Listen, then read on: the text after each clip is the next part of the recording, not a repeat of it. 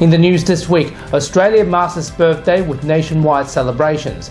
At the same time, First Nations protests got underway as they pushed for the date to be changed. Also tonight, Health Minister presents a record funding to support Community Kitchen and Gender Safety Program for Multicultural Services Centre, a WAMN News exclusive. And allegedly 100 kilometres over the speed limit, a teenage learner motorbike rider's day of reckoning. This is The Evening News with Ivan Loom and Naliva Thorne. Good evening, happy Australia Day and welcome to our first program for 2025. Australians across the country marked the festivities with citizenship ceremonies, barbecues, fireworks and drone shows. Many new citizens from diverse parts of the world chose today to pledge their loyalty to Australia. Meanwhile, First Nations protesters continued to raise the debate over whether Australia Day should be changed. Paige Reid begins our coverage.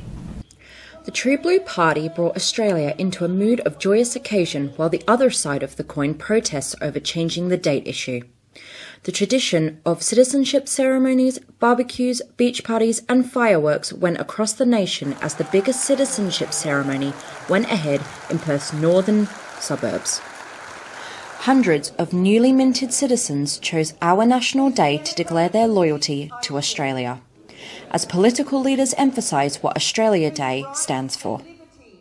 Australia Day is a great opportunity. It's an opportunity to reflect on our deep and proud past, of our First Nations people over tens of thousands of people, tens of thousands of years. It's also an opportunity to reflect on our bright future, where we welcome people who have been Australians for literally tens of minutes. And that provides an opportunity to really just reflect on what a great country this is. It's absolutely fantastic having over 540 new citizens sworn in today, but that's what happens when you're in a growth council like we are at the City of Wanneroo.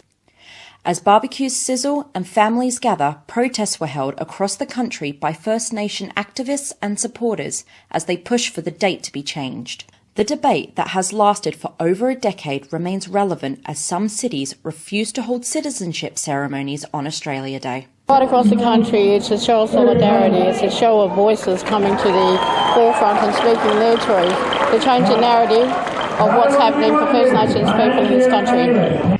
In Perth, fireworks and drone shows concluded celebrations on the foreshore of the Swan River. The event lasted for just under an hour. The debate on whether or not to change the date of Australia Day is a long one, and one that seems to be continuing far into the future. Paige Reid, WAMN News. WA Health Minister Amber Sanderson has announced significant funding to enhance community integration and gender safety, with a commitment of more than $200,000 to the Multicultural Services Centre WA. The Minister visited the Centre's Morley facility this week to deliver the announcement and engage with clients working to better integrate into the community.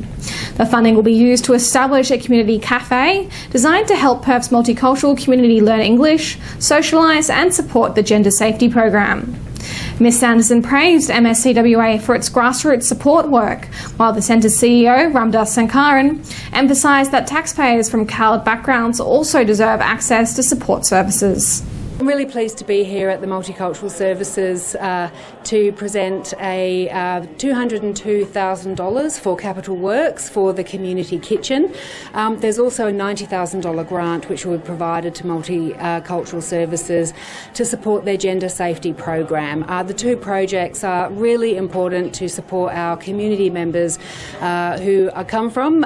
These projects are really important to support our community members, particularly where English is a second language. To help them feel safe in the workplace, integrate, socialise and be supported in moving and integrating in their lives in the community. From a multicultural perspective, this particular project is going to not just help us as an agency, but our sector as a whole.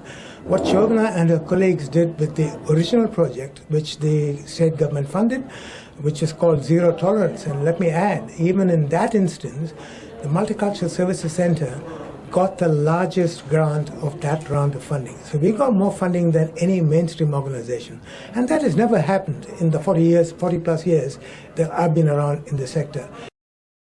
As 2025 begins, so do the federal and state election campaigns. Western Australia is a must-win key battleground for both Labor and Coalition to form government. The state election, on the other hand, the Liberals must make significant regains if it wants to have a good chance in 2029. Here's Peter Kennedy.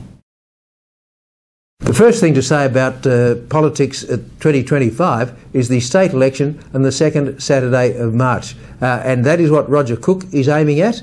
And he is aiming at another big win for the Labor Party. Won't be as big a win as Mark McGowan had 3 more years ago, but Roger Cook is hoping for a very solid win. The Liberal Party with only a handful of members in the state parliament can't afford another wipeout that it had last time. Under Libby Medham, it has to make ground. The more ground it makes, it can provide a staging post for a strong campaign in 4 years' time. But it's got to make up ground. It's got to show unity.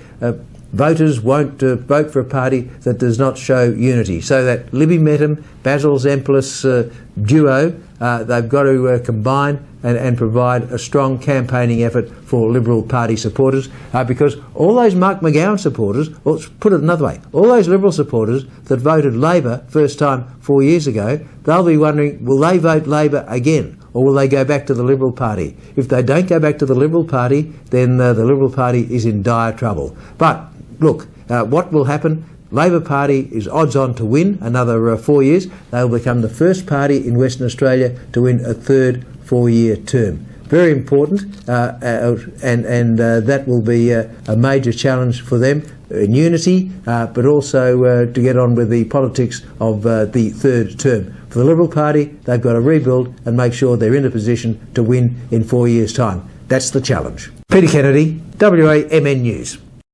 The Cook government gathered this weekend to open the $14.5 million Cardup Fire Station in Perth South. The new station is part of the Cook Labor government's election promises to meet the state's demand for a state-of-the-art career fire and rescue service. It marks a significant step toward enhancing rapid incident response capabilities. In Jarradale, more than 32,000 Australians live, with the population rapidly growing and demand for emergency services increasing. The Cook government has allocated $10.5 million for the construction of the new Cardup station, an additional $2 million for the acquisition of land, and another $2 million for state-of-the-art equipment. Our firefighters, both volunteer and career, do an amazing job. It is important that they have the best facilities, and this package delivers on that. This commitment will ensure that our brave emergency services, fire and fireys, staff and volunteers have the best possible resources and the best possible training to respond to emergencies whenever and wherever that they occur. Arson squad detectives have charged a 60-year-old man following an ongoing investigation into a person impersonating a DFS firefighter. On the 14th of January 2025 at around 7:35 p.m, a man approached a truck stop on Abernethy Road in Kewdale. Police will allege the man, wearing overalls and a helmet with DFS embroidery, entered a parked Holden Rodeo utility. The ute was marked with reflective signs and stickers allegedly depicting a DFS vehicle. Authorities will further allege that the vehicle travelled on Baldwin Street in Kewdale, with a male driver allegedly activating red, white and blue flashing lights and audible sirens installed on the vehicle.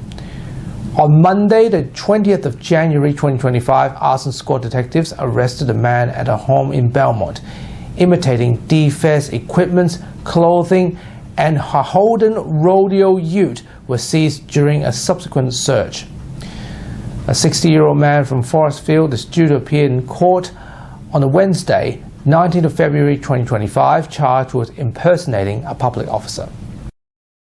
A 17-year-old teenager has been charged with reckless driving after allegedly riding a motorbike more than 100 kilometres over the speed limit in Treeby. At around 5 p.m, the teenage rider, who holds a learner's permit, was travelling east on Janticut Road near Castner Road on a Triumph motorbike.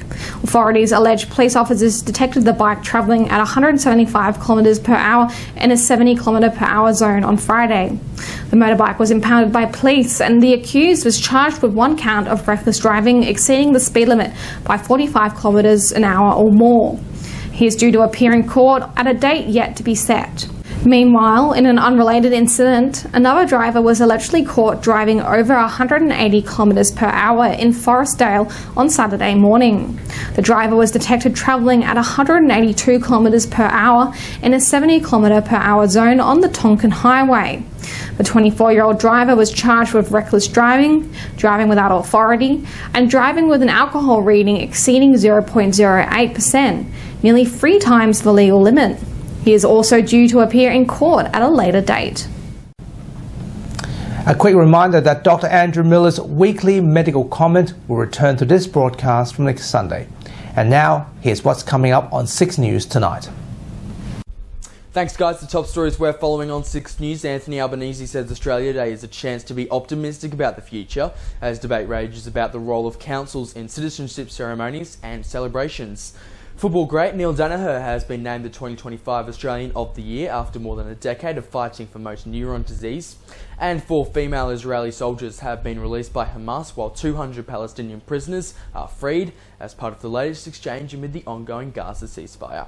You can watch live 24/7 on the 6 News YouTube channel. For now though guys, it's back to you. Thank you very much. Now, happy Australia Day, Ivan. Happy Australia Day to you too, Melly. What did you do? I spent the weekend with family and friends and had a very nice time down in regional WA. And I look forward to see the fireworks tonight on the Perth foreshore and the drone show as well. Thank you very much, and that's our weekly news and current affairs. We have the latest news on our website, wamnnews.com.au. Remember to subscribe to the WAMN Extra News Club so we can continue our work in the community. Full details on wamnnews.com.au/news/extra. From Melly, Page, Peter and myself, wish you good health, good night, happy Australia Day, see you next Sunday. Thanks for watching.